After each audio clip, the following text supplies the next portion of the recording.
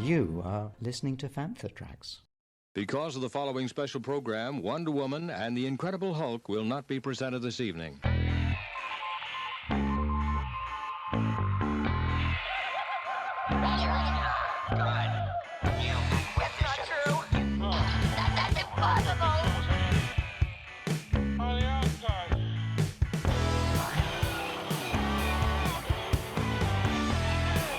It's time to get all your Star Wars news in a single file. This is Making Tracks. Here are your hosts, Mark Newbold and Mark Mulcaster. That's not true. That's impossible. You're listening to episode 29 of Making Tracks. I'm your co-host Mark Newbold, and joining me today it's a man. How do I describe what he's doing? He's making isolation seem classy. That's the way I'm going to put it. Mark, how are you doing, man? I'm currently sat here in my dressing gown with nothing else on, so classy is not the term I would use.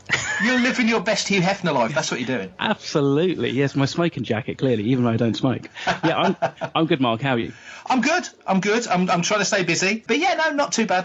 Feeling okay. It's just very weird being cooped up. I know how chickens feel now. I'd never really understood cabin fever. For me, it's almost been 2 weeks. So, yeah, I'm starting to get develop a bit of a tick. Yeah, one thing I found, I totally get the tick thing. The one thing I found is that any little cough, it's that seasonal time when I start to get that whole hay fever thing. Yes. So I always get the dry throat, the tickly cough. You will hear it on this episode. Paranoia. It's like, oh God. Oh my God. Yeah, no, seriously. I was down the supermarket the other day and somebody just did a gentle cough, and you could just literally just see everybody's heads kind of turn and then move even further away. It's just like, so if you want a shopping aisle to yourself, just cough really loudly, just once. So you, Mark, as a man who will regularly cover himself in the armour or the outfit of a character from Star Wars, normally on any given weekend you'd be travelling, you'd be going to events and conventions and doing stuff. But obviously yourself in the Legion and the guys in the UKG and Mando Mercs and all the other costuming organisations right now aren't able to do that because all these big events have been cancelled or set back or moved back. So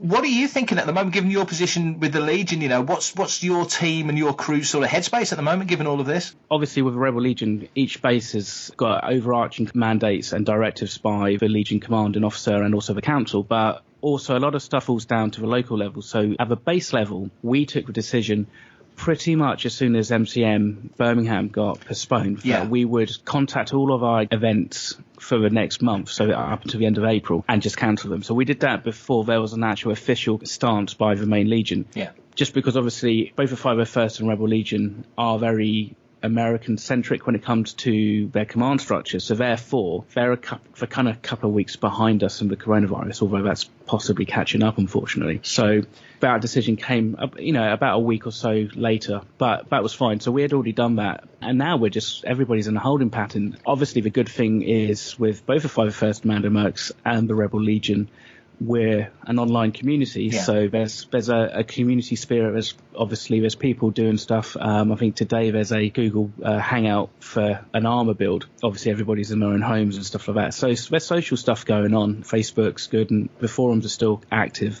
So it's a good time actually if people have got the resources at their place already. Just crack on with costumes and just kind of get ready, because hopefully sooner rather than later we will be able to attend events again, and everybody have these nice new costumes which are all repaired and ready to rock, and there won't be any drama. But it is weird, but hopefully we'll get through it. I mean, we'll get through it. So yeah, I think we're the same. We've had the situation where we can't go to events, we can't do things, we're sitting at home. I've spent time going through all my old folders, trying to organise all old pictures from like sort of mid-90s when I first started online, that I've just sat in one big junk folder that I've sort of been able to separate into their own little housekeeping, things like that. And obviously when I was running Lightsaber back in the day, we used to do interviews every Sunday, so I've been going through those and putting those back on the site over the last sort of 18 months, so getting those done, and old reviews that we put on that are kind of really cute to look back at, because it's sort of, a lot of them are like pre-Disney era, so the perspective's very different. I have to say that's probably really interesting to listen to, because like you said,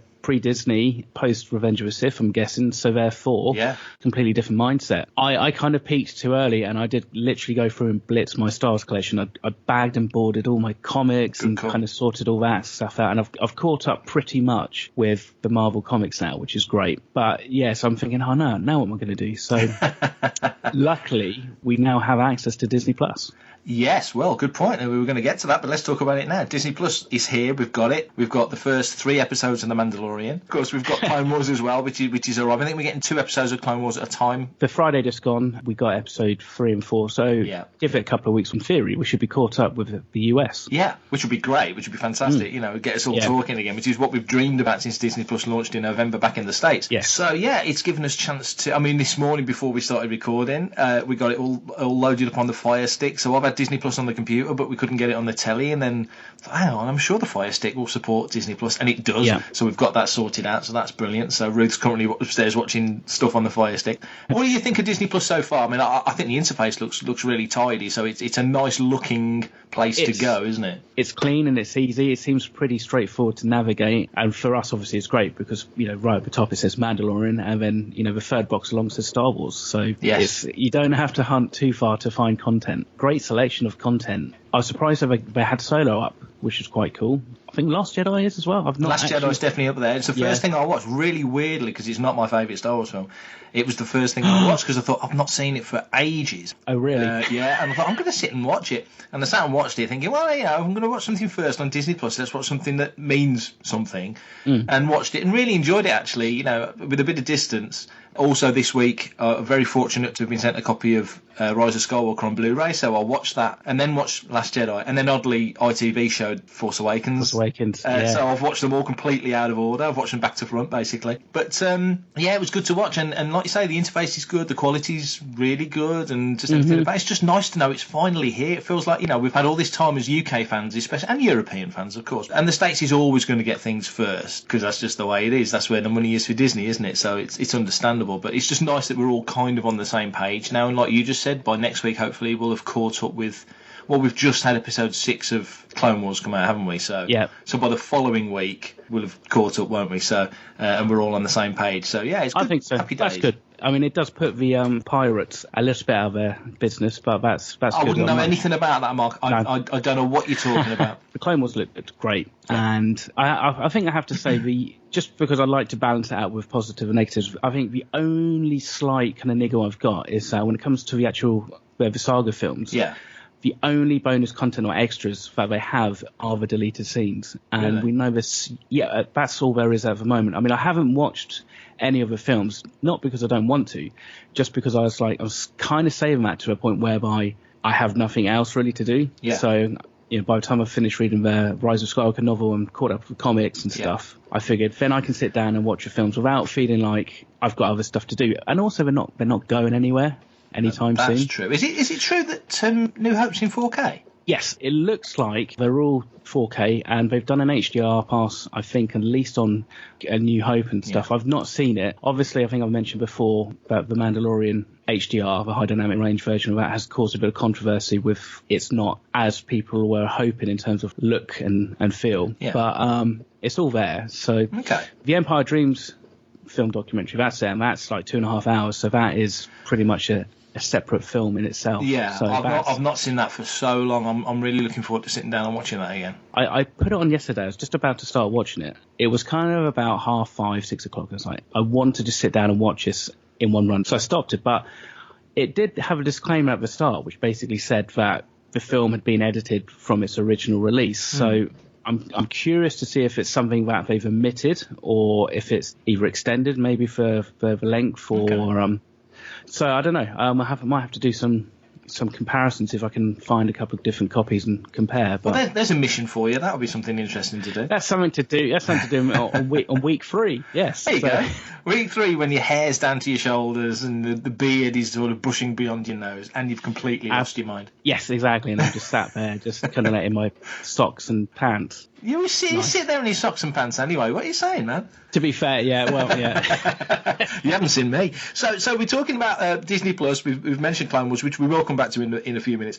But The Mandalorian, there's been some rumours, some season 2 casting rumours. What have you heard? What I've read is Rosario Dawson is potentially being cast as Ahsoka Tano for season 2, which is something that's been discussed for I think even before the Mandalorian. Before the Mandalorian came out, I think she had posted some tweets. So Michael Biehn, he's also been rumored to be cast as I think it's a bounty hunter or somebody of Jyn Darren's that he knows from the past. Yeah. He'll be cool because he's been in like Aliens, Terminator, all that sort of stuff. He's a James Cameron favourite. So he kind of feels like he fits, because I think it was Making Star Wars broke the news and made the really good point that the film has got a sort of an original trilogy vibe. It's like what happens next after Jedi, which of course it kind of is. But also in the casting, with Carl Weathers, and it's got that sort of Nick Nolte, and it's got that kind of 80s action hero actor vibe. If Van Damme turned up in an episode of The Mandalorian, I wouldn't bat an eyelid. It feels like that's where he would turn up. It's that kind of vibe. So Michael Biehn turning up in that era, it's pretty cool. Totally. Yeah. And if dear old Bill Paxton had still been around, which he should have been, went way too young. It's a sort of show that you think he would turn up in that. Yeah, like you said, there's that kind of 80s action hero kind of vibe about it. Yeah. Really, I think we should all start lobbying for Chuck Norris in the episode. I think that's where it's got to be. That'd be amazing. Hi, I'm Neil Ellis, and I get my Star Wars news from Panther Tracks. When Ashley was cast, everyone loves Ashley. We've just been watching the last 2 episodes of the Clone Wars, and she's back as Ahsoka, and it's everything is right with the galaxy again. It's just as it should be, because she's wonderful. We know Ashley's awesome, and she's such an advocate for Star Wars and everything else that she's done. But I keep going back to, and I can't get out of my head the fact that when Filoni and the Lucasfilm people of the time were casting for the Clone Wars, that they cast her for a voice. Yes. They didn't cast her as an actress to play Ahsoka in a live-action film. That's just it. There is that problem, isn't there? It's interesting because, again, from the flip side, where you have Hayden Christensen as Anakin Skywalker in the prequels, then you obviously have Matt Lanter, who I think a lot of people almost consider to be their Anakin Skywalker just because of the amount of actual content he's been the voice of Anakin for. Yeah. So I think vocally they're a lot similar. I mean, I suppose it kind of comes down to, at the end of the day, it's what's best going to serve the show. Yeah. To be fair, 100% honest here, I don't actually know. I don't think I've seen anything which has Ashley in it as an actor. I don't know how much she's really done beyond. I think she was in teen Disney type comedy series. That's not being negative towards Ashley. That's just generally, I have no idea. I could look at IMDb and I might be surprised. Whereas Rosario, she's got a bit of weight behind her. She's been in stuff like Daredevil and stuff like that. Men in Black and Men in Black, precisely. It all depends upon, I guess, what they want to do with Ahsoka. I mean, I think you look at. I mean, I made a point. I was getting into a conversation with a friend online who was very much, she loves Ashley and has met her and feels very close to her, and made some really good points about what Ashley has done, and that is not in question from anyone, because we all know what Ashley has done for Star Wars. Absolutely, yeah. But my point again was that, I mean, like Rebels, for example, pretty much all those Rebels characters, the voice actors that played the characters in Rebels originated the characters for Rebels, and you could argue that in the Clone Wars, Ahsoka is the one major unique character that was originated by an actor. The first time anybody ever saw Ahsoka was in the Clone Wars. It's like, Batman Adventures, the first time we saw Harley Quinn. The actress that voiced Harley in that was the originator, but nobody bats an eyelid that it's Margot Robbie playing Harley Quinn in the films and not the voice actress that played her in the animated show. So it is a little bit different, and Carrie couldn't play a young Leia anymore because her voice had changed, so they always had to recast Carrie to have other voice actresses come in and do a younger Leia. So it's a similar sort of thought process. And I just think, if Rosario Dawson can come in, and she's a great actress, we all know how cool she is. She sounds like she's a genuine fan that watches the shows. And I mean, everyone's a Star Wars fan because it's in the zeitgeist, and we all know it. It's easy to say I'm a Star Wars fan, but there's levels of involvement in that respect. Yeah, that's it. So I think I'm all up for her coming in and giving it a crack and seeing how it goes. I'm hopeful. I think season 2 Mando is going to be spectacular. I really do. I think so. I mean, I think there wasn't a tweet by ABC News Clayton Sandow who basically said, he said he hasn't confirmed Rosario's casting, but he did say that he can say, and he says it fairly kind of matter-of-factly at the end of his tweet, Ahsoka will not be played by Ashley Eckstein. If they really felt they needed to, to, you can maybe see about dubbing over Rosario Dawson's voice with Ashley Eckstein. No. But then I don't see that working. No. Whereas the next question is, based on what we saw at the end of Rebels, with having Ahsoka back in, does that now mean potentially that there's scope for Sabine to come back in? Because then you could have Tia Sircar do the voice of Sabine, because she doesn't ever need to, from this point on, take her helmet off. True. That's a good point. I mean, I was going to say about Tia, because you're saying about Ashley, you can't really put your finger on stuff that you've seen her in the past. But with Tia, I'm a huge fan in the show's just finished of The Good Place, and she was wonderful in The Good Place. So, and she has turned up in other stuff. And I guess because they took that time leap forward with Ahsoka and Sabine to sort of post-Jedi era at the very end of Rebels, she probably is about the right age, because you've stepped forward the characters 20-odd years, whatever it was. There's a potential to do it there. But like you say, they've basically said most of the times you see the Mandalorian on screen, it's not Pedro Pascal in the armour. It's John Wayne's grandson in the armour. Yeah. Pedro does the voice, and you do see him briefly. But for the most part, it's not. He's mostly doing voice. I mean, Bryce Dallas Howard actually said it very publicly. I never even saw him on set. You're absolutely right. You could put other performers. That's probably the best way of putting it, isn't it? Put other performers in there. But I can't see in the way that Ray Park was hired to be the muscle and the face of Darth Maul, but he was never hired to be the voice of Darth Maul. It was always going to be originally Serafinovich and now Sam Witwer. But I can't see Rosario, who's a well-known actress, signing up to play Ahsoka and get a voice done. And have a voice done. No, I can't see that happening. So I mean, you mentioned Ray Park. Yeah. 2 words: Darth Vader, Dave Prowse. Mm-hmm. It's not like this is something that has.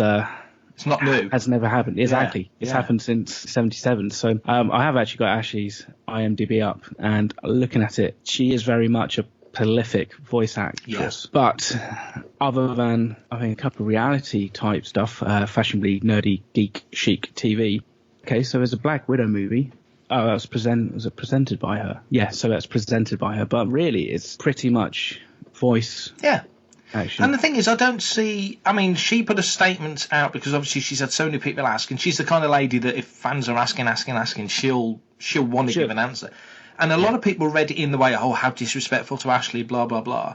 I don't see it that way at all for 2 reasons. One, I don't see Filoni doing that to her, if that makes any sense. Letting it get to that situation and her not knowing about it. And 2, obviously, they want to make an announcement about it. We don't know the status of Celebration going back to Corona. We don't really know the status of Celebration. It's all going ahead as planned, of course. They've just moved Emerald City Comic Con to the week before Celebration. So Reed are obviously thinking optimistically, but we don't know the state of the world's going to be in August. We just don't know. Will that happen or not? That would be the logical place to make an announcement if they were going to. But I don't see why you couldn't have Rosario play Ahsoka in that era on television, live action, and Ashley to continue playing Ahsoka in the Clone Wars era, as she has already done, of course. And then if they do a sequel series, I mean, again, animated, I don't see any reason why they couldn't do a sequel series set between Sith and A New Hope, following Ahsoka as the lead character. There's so many options. You didn't get Hayden Christensen coming back to play Anakin. You didn't get Ewan to come back and play Obi-Wan for the Clone Wars. So you've replaced them with voice actors who've become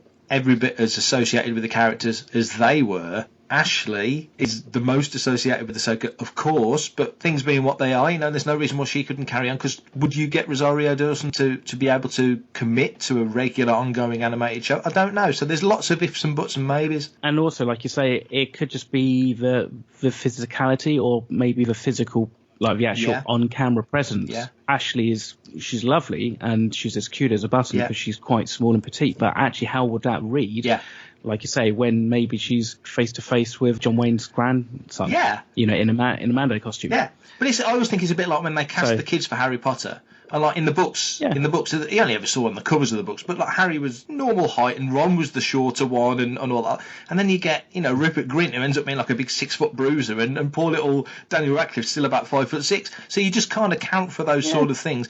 Orly Shoshin was quite tall, so whereas, as you say, Ashley is probably 5'3", 5'4" at a push, isn't she? So you're right, you want that physicality to be taken into account. I think from what I can remember Rosario's probably about 5'7", 5'8". She's quite a tall lady, isn't she? So screen presence. Absolutely. Hello, this is Sam Whitwer, and you are listening to Fantha Tracks.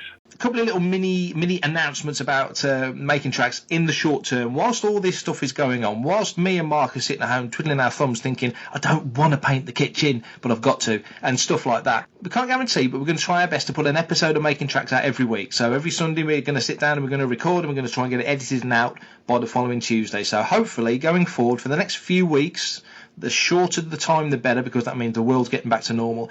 We'll try and bring you an episode of Making Tracks, and we'll talk about all sorts of stuff. We'll talk about what's happening in the Clone Wars, what's happening in the Mandalorian, what's happening in fandom, general mind fart stuff that we always do. So prepare to listen to us ramble for the next few weeks at the very least. And also, because of that, we want to talk about stuff, so we're going to set something up on the website, make an announcement on the main page, send in your questions, send in your thoughts, send in your sound clips, send in whatever you want. We want to interact with you as much as we possibly can, so just send us thoughts and ideas, silly jokes, whatever's lighting you up at the moment, just send it in and we will talk about it on the show.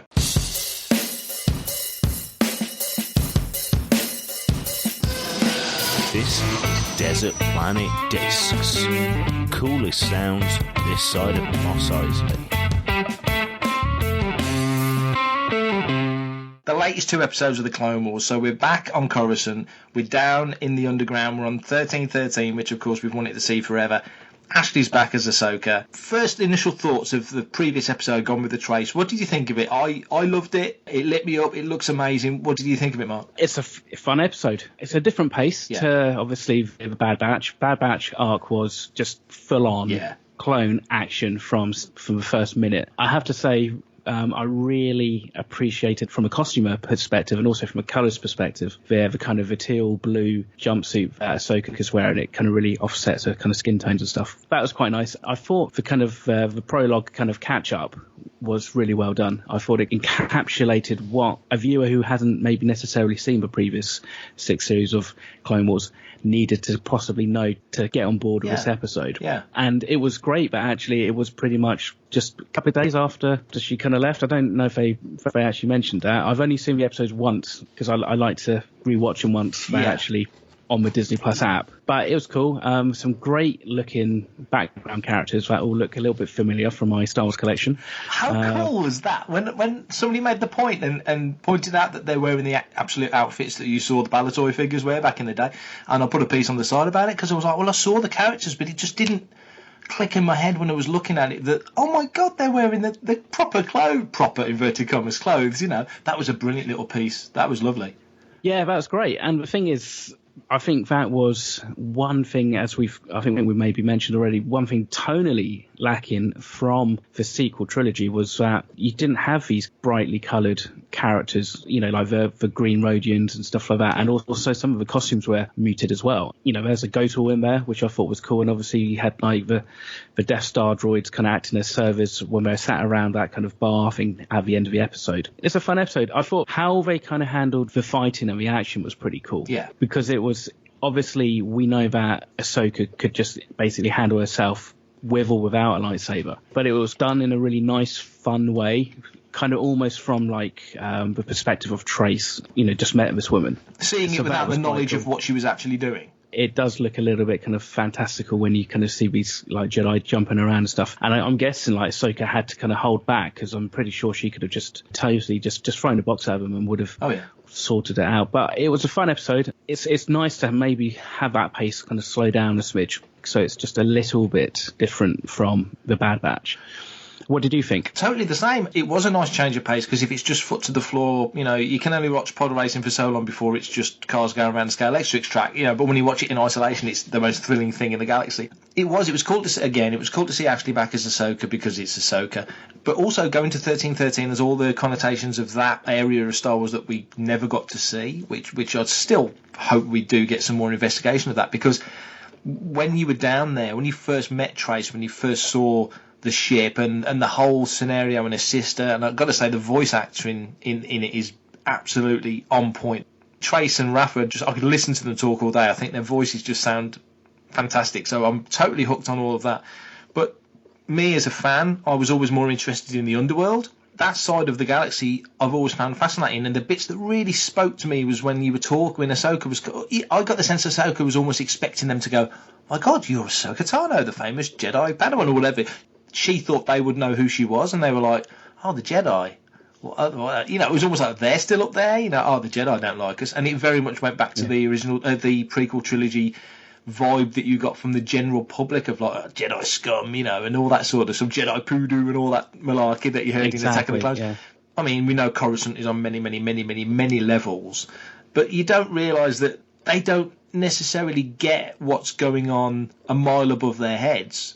You know, when we look at the galaxy, the Star Wars galaxy, and one of my issues with the sequel trilogy was that it was too broad a stroke. You know, the opening scroll was the First Order have taken the whole galaxy, and it's like, no, this is why the Clone Wars as a project was so brilliant, because you saw inch by inch how battlefronts were won and wars were waged and all these things, you know, you saw the effect on the galaxy. Yeah, totally. Exactly. And it was slightly different with the Galactic Civil War, but the Clone Wars was much more defined. I mean, people forget that very first novel that came out in November 76, the very first things we read about was events that happened in the Clone Wars, not what Luke and Leia and Han and Chewie did. It was that précis about how Palpatine, you know, the Republic rotted from within, Palpatine took power, you know, all that sort of stuff. That was the first thing you read in the précis to the novel. So it's old Star Wars, and they've done it so well with the Clone Wars, where I didn't think they did it so well with the sequel trilogy, even though I love the sequel trilogy. So it's just been really cool to see this perspective of Star Wars, of the people on the ground, and I think there's real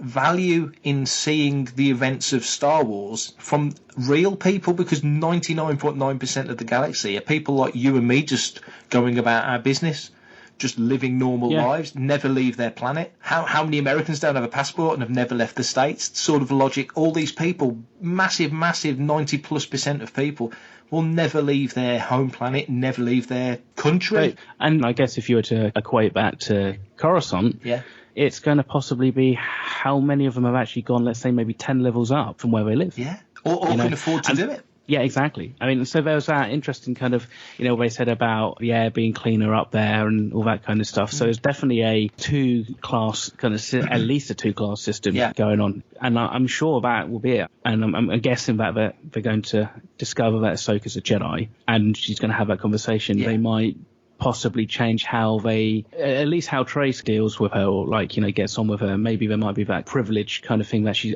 mentioned in the second episode about not being able to go to university or college or whatever it was. Academy. That kind of formal kind of training and that kind of stuff. Yeah. And I think that is important. I think you need that, because it's what helps give extra texture to the galaxy. And I think it gives extra importance to these characters who we only meet for a couple of episodes as well. It gives them a much more grounded kind of sense of purpose as well. Well, that's one of the things I think works about The Mandalorian, is that, you know, if all you want, you know, like with the Marvel films, our focus is on the superheroes, but the heart of it is when the superheroes are living normal, inverted commas, regular lives. They're interacting with real people, regular people. You know, the scenes with Hawkeye at the start of Endgame with his family, you know, on their property just being a family, you know.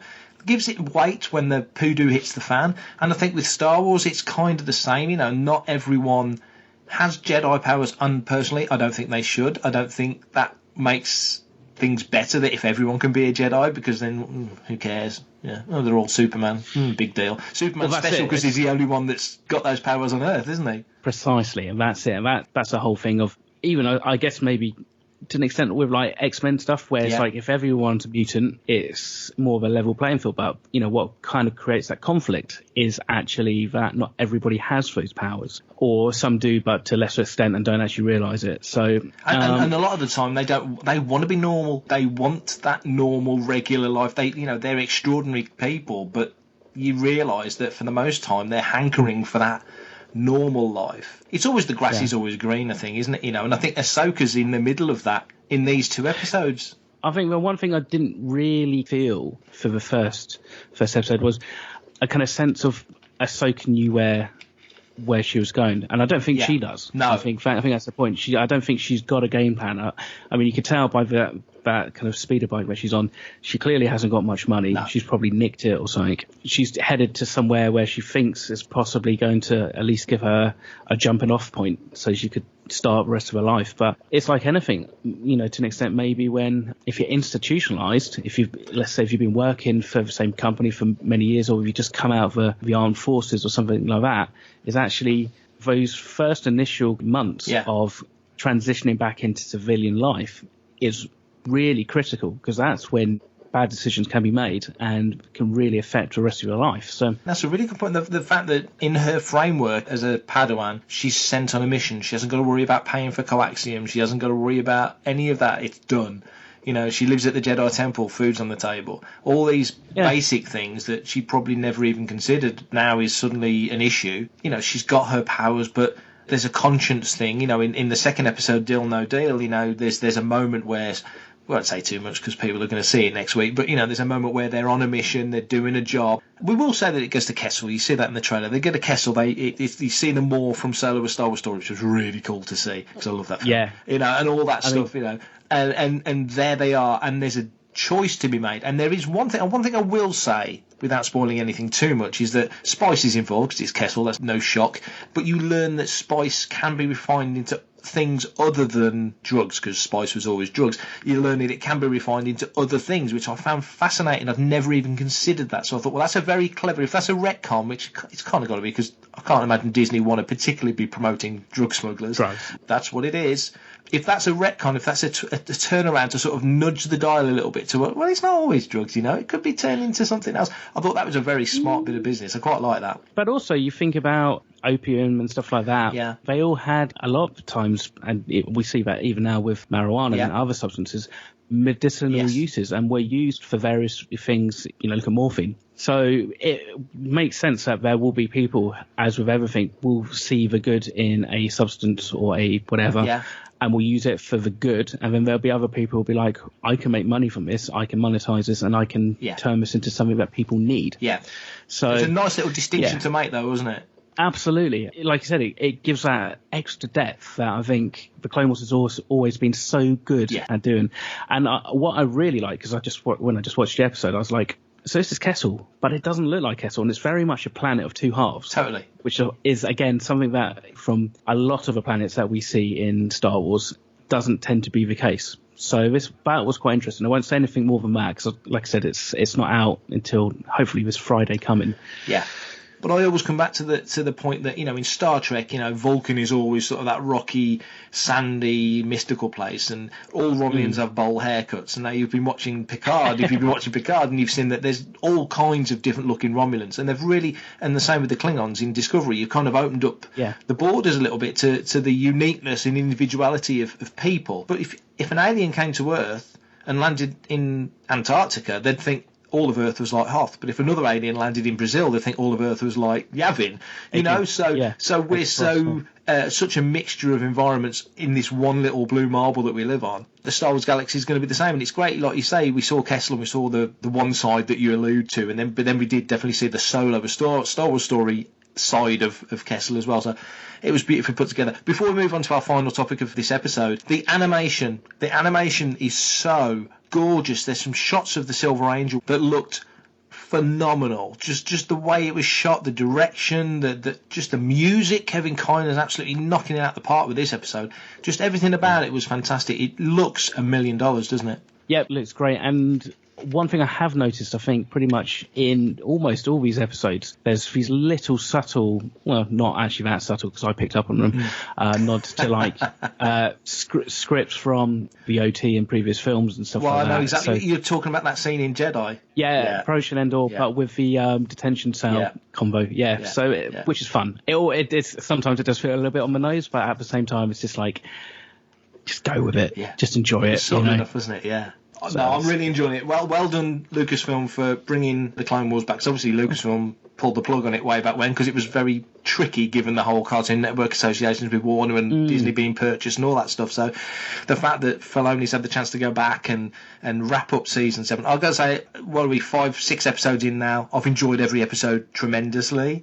And I always enjoyed the Clone Wars, but these have been like really good. So it's like, oh God, is it really the last season? Can't we do more of this? Can't we just take it past Revenge of the Sith? I know, and this is what I think I said in the last episode. You know, maybe if the ratings, and again, if there's a desire by the fans and Disney, basically, I suppose it kind of comes down to budget. Obviously, we knew that the Clone Wars originally was financed by Lucas, and it was really expensive. Technology's moved on. These episodes look better than I think anything I've seen in any animation ever. Yes, including the Clone Wars. So you'd like to think that by now they should be able to do stuff that looks better for cheaper than what they did, you know, originally. Who knows, my friend? I certainly wouldn't be kind of calling Lucasfilm or Disney out if they turned around and did like a season 8 and accused them of saying, well, you know, Clone Wars was going to be the final season, was going to be season 7 and stuff like that. So fingers crossed. It's a big galaxy. We've got Disney Plus now. There's certainly room for it. So let's hope they do something. I'm Anthony Daniels, and you are listening to Fantha Tracks. Well done. Final topic of the episode before we roll on out of here. Rise of Skywalker. On Tuesday, 31st of March, the Blu-ray DVD of Rise of Skywalker arrived. I fortunately got a copy sent through. Watched it the other day. Wonderful. Quality's fantastic. Loved the film anyway, so there's no issues there. The extras. Absolutely brilliant extras. Full on 2-hour documentary Skywalker saga, looking back at not only what we've just seen in episode 9, but all the way through the whole saga, predominantly focusing on the original trilogy, although the prequel trilogy does certainly get some nods in there, but just the whole detail of it was wonderful. Documentaries on all manner of things. We'll go into more detail in the next episode when everybody's got access to it and able to watch it, so we won't give too much away, but just to say, if you haven't got it or you've not planned on buying it, especially now when we've all got time to sit down and chew through these things, do it, buy it, get it. It's absolutely fantastic. You, Mark, you've started reading the novel. What do you think so far? So I'm about 100 pages in. It's a quick read, to be fair. I just haven't really sat down as much as I wanted to. I think Ray Carson does a really good job. There's some little extra extensions into scenes and a little bit extra dialogue for a couple of characters like Rose. Obviously, the benefit massively of the novelization is you can expand those scenes with Leia, which is really important. It's very much does feel like an adaptation of the film. So it's very much, I think that if this was maybe possibly written by a different author, there would be maybe a little bit more they go into a little bit more detail about the actual action a little bit. The action set pieces seem to be glossed over, you know, in a nice way, but it's very much kind of like that scene where Rey's facing Kylo's TIE Whisper. The actual kind of act of her kind of, you know, running and jumping and that stuff was just, it felt like I read it in real time, as if I was watching the film, which is not a bad thing. Just felt there could be a little bit more. But the one thing that I found really interesting, and this is as far as I've got to, is the kind of inner turmoil that Rey is really going through, especially when she's having that tug of war with Kylo, because some of the terminology that Ray Carson kind of uses in terms of like, she's not just touching the dark side, but there's hints of Anakin about Chewie is hers and stuff like that. I wasn't expecting that, and it was really powerful. I read and listened to a couple of kind of reviews about some of the other stuff, so kind of knew roughly what's coming, but nobody kind of actually mentioned this part. Okay. And I thought that was really interesting. It just shows how thin that line is that she was walking, that tightrope she was walking between the light and the dark at that point of the film. The scene on Mustafar's expanded, which is great. Yeah. But it's, again, it feels like that's been possibly, and I could be wrong, taken from the Colin Trevorrow screenplay, because Kylo meets this kind of lake creature who's the guardian of a wayfinder and all that, and it's just, it doesn't really necessarily fit in with the rest of the film. Funny you mention that, Mark, because I did see something online. I don't know whether it was just rumour or scuttlebutt or what, but apparently that scene with the baby's head sort of thing or whatever it was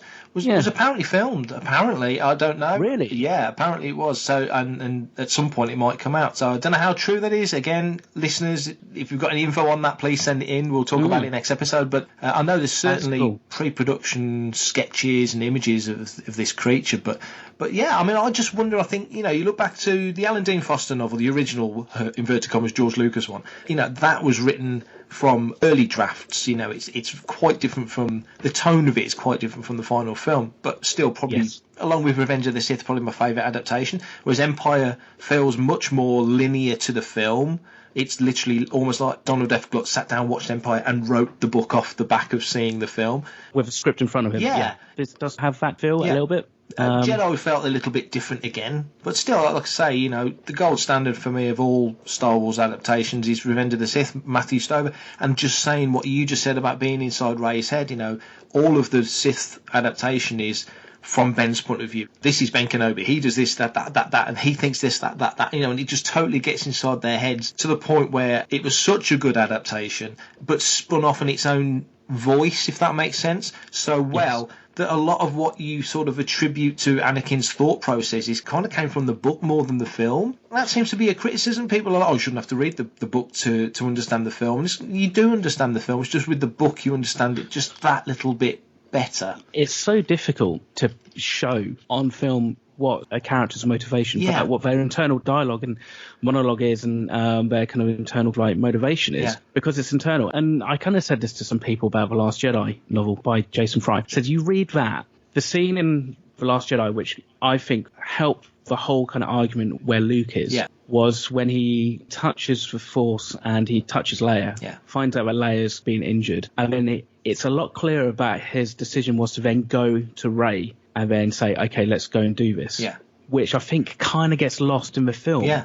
It's just not quite as clear, and needed something extra in the film to kind of maybe make it a little bit obvious. Maybe it's just me just not reading the film very well. No. I really loved The Last Jedi anyway, but I really enjoyed reading The Last Jedi novel, and I'm enjoying reading this one. It's a different feel. It a little bit like the Empire Strikes Back adaptation with extra stuff, which is great. I mean, because anything extra you can get, and anything that you can do to kind of flesh out some of this stuff, like the stuff on Exegol with Palpatine, that is always going to be really helpful, I think, for people who then go back and watch your films. Because at the end of the day, as an editor, Matt, I know you can't include everything that you shoot. No. And, tough decisions have to be made. When you work for a massive studio like Disney and that, even tougher decisions are made, because there's probably stuff that JJ wanted in that then got lost in the studio kind of cut and stuff like that. And in a nip and a tuck here, which might only be a single line in terms of like 10 seconds worth of dialogue from an overall running length perspective, could actually be really important,